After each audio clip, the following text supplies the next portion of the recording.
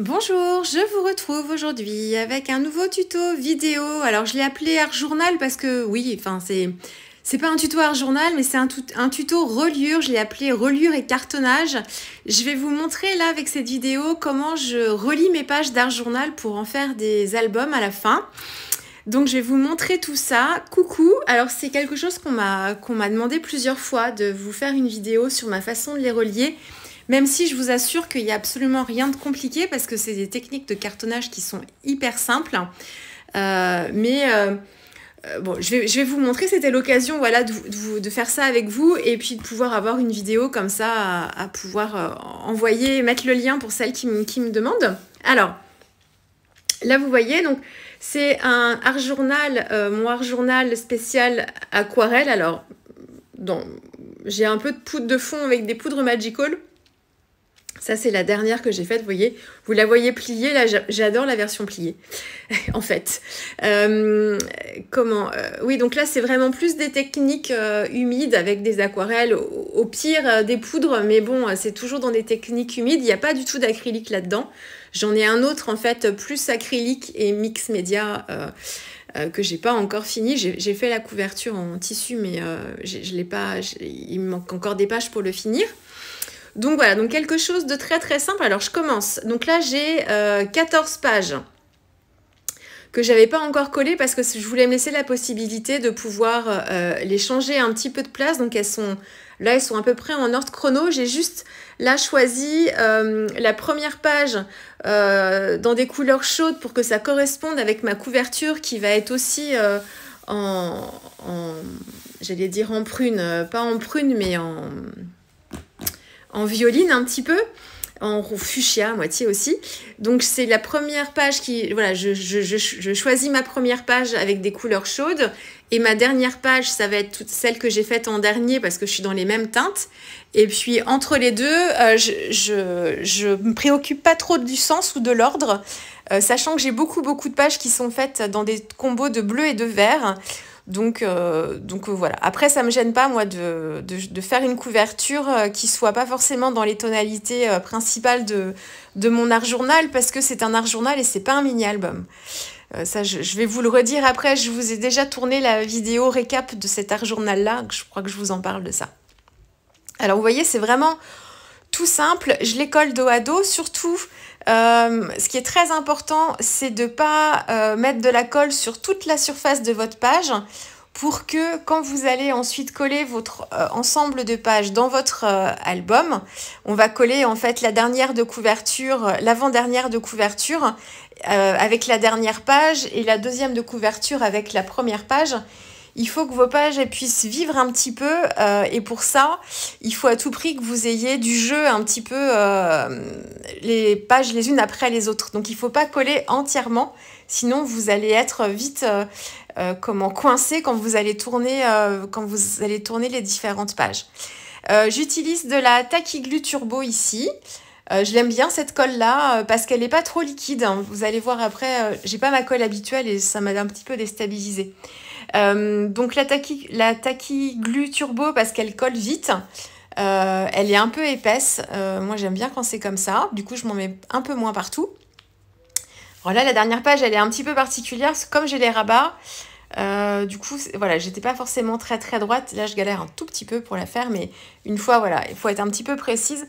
Avec la Tacky Glue Turbo, ce qui est bien, c'est qu'elle colle vite, mais on a un petit temps quand même, on peut ajuster pendant quelques secondes quand même. Donc ça c'est bien pratique, ça permet de pouvoir bien ajuster la position. Donc voilà, donc ça fait l'intérieur, donc mes différentes pages, elles sont collées les unes aux autres. Voilà, ça me fait un bon petit paquet. J'essaye de voir, normalement c'est à peu près droit, alors il y a toujours un petit décalage qui s'opère, mais en général ça se fait plutôt bien. Et puis là, je suis en train de mesurer la hauteur. Vous voyez, je pose mon album, j'y touche pas du tout. J'appuie pas dessus. Je pose la règle à côté et ensuite, ça me permet de calculer ma tranche. Donc là, mon album, il fait un peu moins de 5,5 de hauteur quand je mesure les pages. Donc du coup, j'ai fait quand même une tranche de 5,5 pour être sûre. que ça passe bien. J'aurais pu faire 5 cm en fait. Et du coup, là, ma couverture, quand je la regarde, elle n'est pas pile droite, elle descend un petit peu. Donc je pense que j'aurais pu quand même la faire un tout petit peu plus petite. Mais bon, là, elle correspond bien à l'épaisseur de toutes mes pages, mises les unes avec les autres. Comme ça, je prends pas de risque. Et ensuite, je me découpe 2 morceaux de carton. Donc, mon album, enfin mes pages, elles font 21 cm par à peu près 15 cm de largeur. En fait, c'est un A4 plié en deux, donc c'est à peine 15, hein, mais bon, c'est à peu près ça quand même. Donc, je vais me faire un album avec 1 cm de marge en couverture. Donc, pour ça, il me faut 2 cartonnettes de 22 cm par 16 cm. Et puis, ma tranche, elle va le faire 5,5 parce que j'ai mesuré l'album. Et ensuite, la hauteur, c'est toujours la même, c'est 22 cm. Ensuite, alors là, c'est pareil, j'ai rien fait comme d'habitude. J'ai utilisé de la cartonnette, mais qui n'est pas aussi épaisse que d'habitude. Pour mes précédents, j'avais pris des fonds de blocs de papier que j'avais et le carton était beaucoup plus épais et du coup la couverture elle se tient un petit peu, elle est un peu moins fragile. Alors ça passe, là je l'ai, si ça passe très bien, mais bon d'habitude je prends un tout petit peu plus épais, donc là c'est un peu plus fin et ça me déstabilise aussi un petit peu et ça gondole beaucoup le carton du coup. Ça je vais vous dire après. Donc je commence par encoller mon morceau de carton, donc je prends de la colle blanche. Là encore, je n'avais plus ma colle éclat de verre que j'aime bien parce qu'elle n'est pas trop liquide là encore et elle est super efficace. J'en avais plus, enfin il me restait un fond puis j'avais mal refermé mon pot, du coup elle était pas sèche complètement mais ça convenait plus, il faut que je m'en rachète. Donc du coup j'ai utilisé de la flexi-colle de je sais pas quoi, de Rougier Play. Je l'aime beaucoup moins, elle est liquide. Je sais pas, ça me plaît pas trop. Moi, j'aime bien pouvoir mettre comme avec ma tacky glue, en fait, ma colle sur mon carton comme ça, et puis après, j'étale avec mon pinceau. Là, c'était pas possible parce que c'était trop liquide. Donc, elle s'imprègne beaucoup dans le carton. Enfin, moi, je l'aime pas celle-là. Bon, je vais l'utiliser jusqu'au bout, hein, parce que elle fait le travail, elle colle très bien, hein, mais c'est plus une question de texture et de prise en main, là, qui me plaît moins. C'est pas grave. J'ai encollé mon premier morceau de carton sur mon revêtement. Donc là, c'est du papier d'encadrement. Alors lui, il fait combien? Il fait 42 cm par 26 cm. Pourquoi? 26 cm de haut, c'est la hauteur de mon carton. Et je rajoute 2 cm en haut et 2 cm en bas de marge pour faire mon rabat. Et les 42 cm, ça correspond à mes 16 cm de ma première cartonnette. 0,5 d'espace entre le premier morceau et ma tranche, 5 cm et demi de tranche, 0,5 d'espacement entre ma tranche et le deuxième morceau. Et ensuite, je rajoute 2 cm de chaque côté. C'est comme ça que je calcule. Les 2 cm, c'est un peu beaucoup. Moi, j'aime bien comme ça, au moins je suis sûre. Puis ça me laisse un petit peu de marge si je me trompe un peu dans le positionnement. 1 cm, 1 cm et demi, ça suffit. Surtout que j'ai pas beaucoup d'épaisseur de carton et en plus le papier d'encadrement il se rabat très très bien, donc il n'y a pas trop de soucis. Et voilà, donc ça c'est un grand morceau et je viens maroufler à chaque fois, donc étape par étape. Là j'ai un super outil Wear Memory Keeper qui est très pratique. Il existe en plus petit, je l'ai aussi en plus petit, mais la grande version c'est vachement ergonomique et on a une pression qui est assez uniforme en fait. C'est un outil qui est pas superflu, moi je l'aime beaucoup. Alors bien entendu vous pouvez utiliser votre plioir, le plat de la main c'est bien mais c'est pas suffisant, il faut vraiment quelque chose qui racle comme ça, une carte de crédit, enfin bon ça fonctionne aussi mais là cet outil il est vraiment adapté.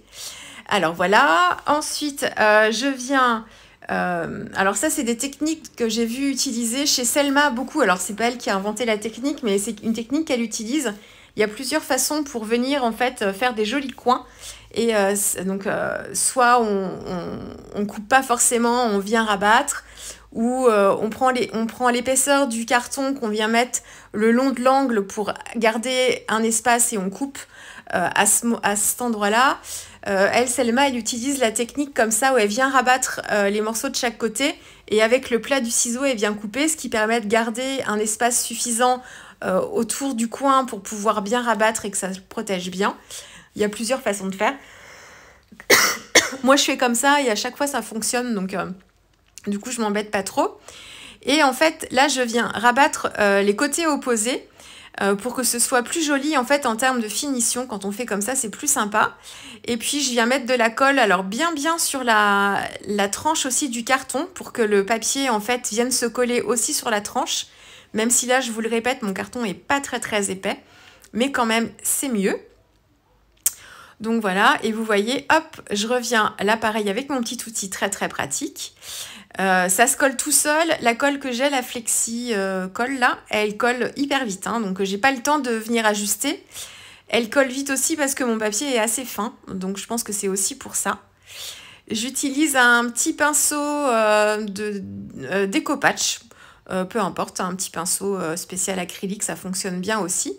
Moi, j'aime bien quand le pinceau, il a les poils pas trop durs, parce que ça me fait pas trop de marques. Bon, là, avec la colle, on voit pas trop, mais je préfère quand c'est des petits pinceaux comme ça, tout doux.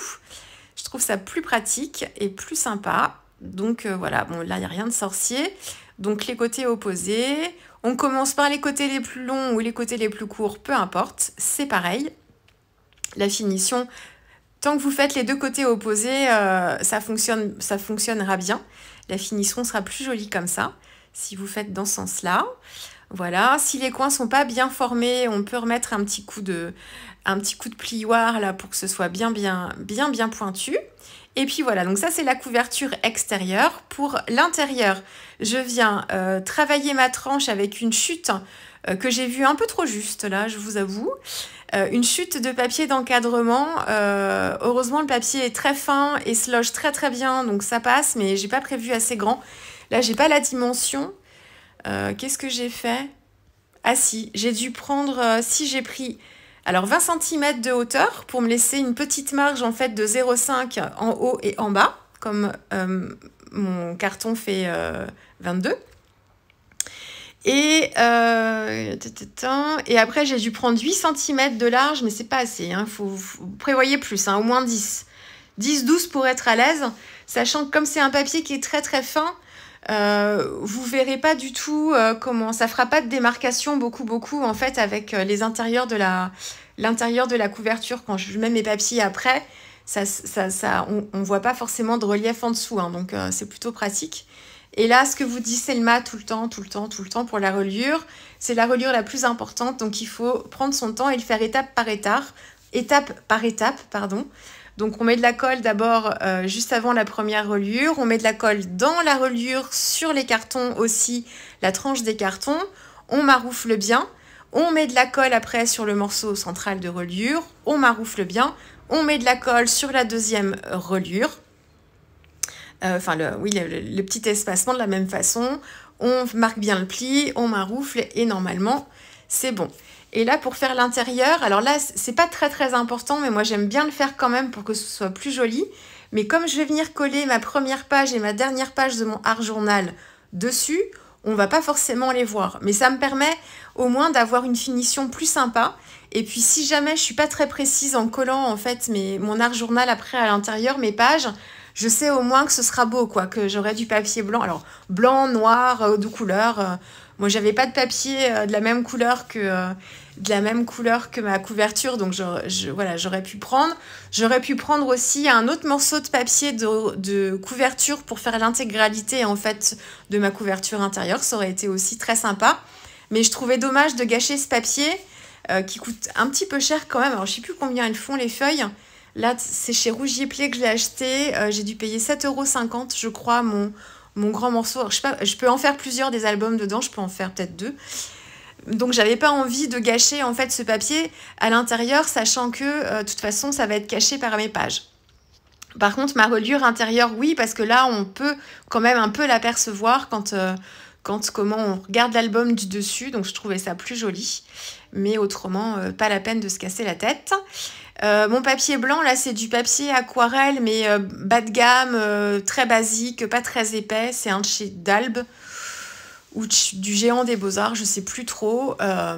Donc, pas de scrupule du tout à l'utiliser. Hein. C'est pas du papier 100% coton du tout que je mets. Et là, ce papier, il fait combien ?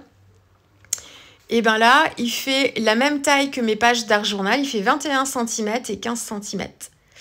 Alors, celui de droite, je me suis un peu loupée du coup avec ma reliure intérieure. Et du coup, j'avais pas beaucoup de papier en fait qui dépassait. mon papier de couverture. Donc j'ai été obligée de mettre mon papier blanc très très proche de la reliure pour pas qu'on voit cette démarcation. Je suis pas sûre qu'on l'aurait vue de toute façon parce qu'elle était au milieu, mais bon, comme ça au moins moi je le sais en tout cas. Et voilà. Alors l'espacement que j'avais laissé de 0,5, c'est pareil, c'est un peu trop fort parce que ma cartonnette est pas très épaisse.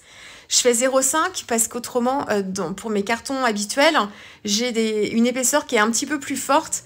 Et pour être sûre que ça se plie bien, que mon album se ferme bien correctement, j'hésite pas à mettre un espacement suffisant entre mes morceaux de carton. Là, franchement, avec l'épaisseur de la cartonnette, c'était pas suffisant. Et surtout, là, comme le carton en plus est relativement fin, mais ça le fait systématiquement, le fait de mettre de la colle, de mettre de l'humidité sur vos morceaux de carton, ça va vous les incurver, vos cartons. Et vous allez vous retrouver avec une couverture en fait qui va se gondoler, qui va être incurvée. Elle sera pas plate. Donc, d'où l'importance de cette étape-là. C'est de la mettre sous presse. Alors, vous faites comme vous voulez. Moi, c'est le système D. Je mets des blocs déjà presque plus grands que la taille de ma page pour pouvoir... Voilà, je suis partie chercher mes dicos pour que ce soit bien plat et que ce soit bien plat partout sur toute ma couverture. Et puis ensuite, je charge sur le dessus pour finir par deux dicos bien lourds pour que ça l'aplanisse bien. Et on laisse à la colle le temps de sécher pour que ça sèche bien plat. Si vous ne faites pas ça, et si vous laissez sécher comme ça, il y a de fort, pas chance, mais du coup risque, que votre cartonnette, elle reste comme ça incurvée. Alors quelquefois, ça peut se corriger un petit peu quand ça sèche, le carton peut se retendre un petit peu, mais... Dans la majorité des cas, on garde quand même ce côté incurvé. Donc, si vous ne voulez pas ça, il faut vraiment prendre le temps de bien laisser sécher votre sculpture à plat, sous presse, c'est-à-dire sous une pile de choses lourdes pour que ça sèche bien plat. Ensuite, je viens coller la dernière page de mon art journal sur mon avant-dernière de couverture. Donc, c'est vraiment le dessus de la couverture arrière. Enfin, le dessous. Enfin, ça dépend comment vous le prenez, dans quel sens vous le prenez. Donc, on essaye d'être précis. Si je fais une couverture avec 1 cm de marge, enfin plus grande que mes pages, c'est pour me laisser justement la possibilité de me tromper. Pas de me tromper, mais il peut y avoir un petit décalage. En plus, plus on a de pages et plus on a un petit décalage qui va se créer quand on va coller nos pages les unes avec les autres, même si on est super précis. Donc le fait d'avoir un album avec une petite marge de sécurité de 0,5 cm, ça me permet de pouvoir le poser et de pas trop avoir peur que mes pages dépassent d'un côté ou de l'autre. Donc comme ça, on est bien sûr.